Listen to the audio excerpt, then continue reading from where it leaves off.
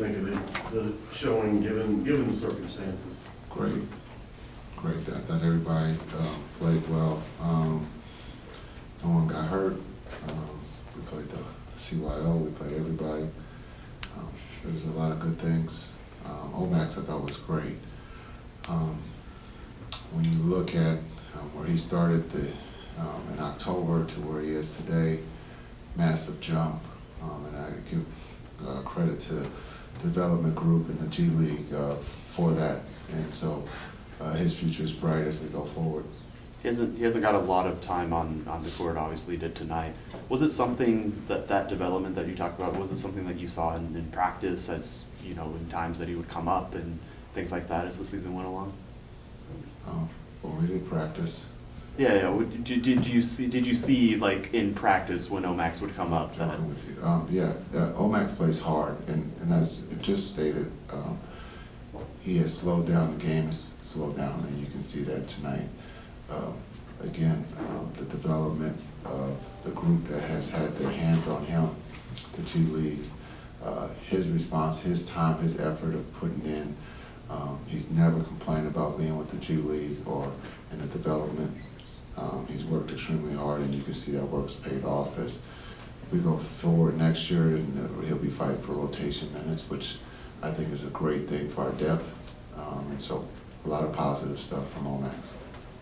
How exciting is it to have guys like that when you're a competitive team? A lot of, lackluster teams have those kind of guys, but you guys have great talent like Luka and Kyrie. Then you have Omax, you have Hardy. How exciting is that for the future? It's very exciting. It's very promising when you talk about Hardy and Omax. Just the development, also just the depth that you can see, because those two didn't get a lot of minutes this season because of our depth. And so, again, as we move forward with contracts or trades, you have those ability, those two young guys that can fill the spots of if the others are gone or hurt. And so, just understanding what those two are doing right now, being patient, waiting their turn.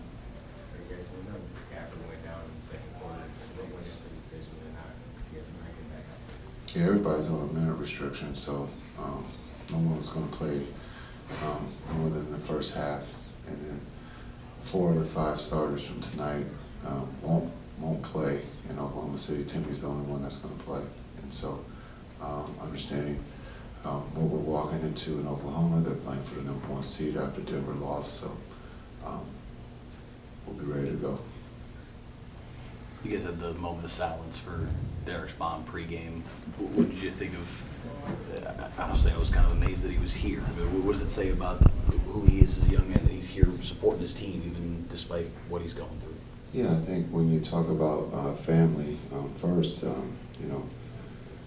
for Derek to lose his mom is incredible. For him to be here this morning, maybe you missed it, for him to talk to the team this morning, to give light on what he's going through off the court.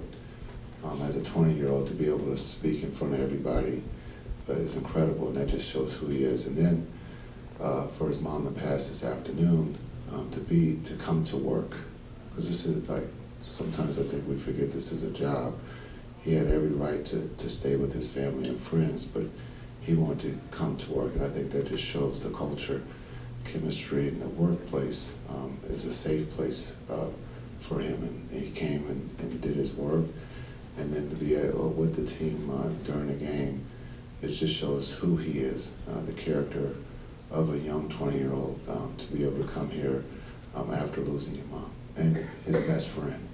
And so it just, leadership, it just shows who he is, and we all, are sad about what's taking place here, but he's showing that his strength, that he's going to push forward, and so we're going to be here to support him. Cool. Thanks.